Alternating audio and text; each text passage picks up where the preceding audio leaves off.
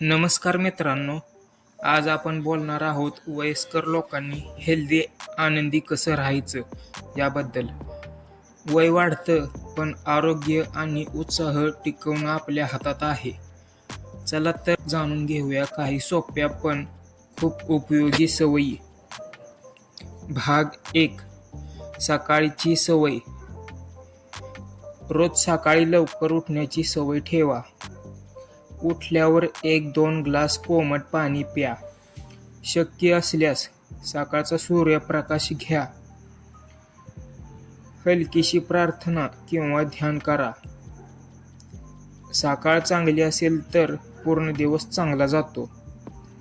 भाग 2. आहार. रोजच्या आहारात हे असावं लागतं: हिरव्या भाज्या, फळं, डाळी, कडधान्ये, ताक आणि दही. आणि हे टाळा: जास्त तेलकट पदार्थ, जास्त साखर, बाहेरचा तेल. व्यायाम आणि हालचाल. वयस्कर लोकांसाठी जड व्यायाम नको, पण हालचाल खूप गरजेची आहे. 20 ते 30 मिनिटं चालणं, हलके हातपाय स्ट्रेचिंग, श्वासाने व्यायाम म्हणजेच प्राणायाम. शरीर चालत राहिलं तर आजार दूर राहतात. भाग 4. मानसिक आरोग्य.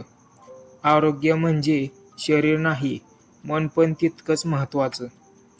मन आनंदी ठेवण्यासाठी पुढील सांगितल्याबद्दल हे करा. आवडती भजनं किंवा गाणी ऐका. मित्रांशी नातवंडांशी बोला. टीव्ही किंवा मोबाईल मर्यादित वापरा.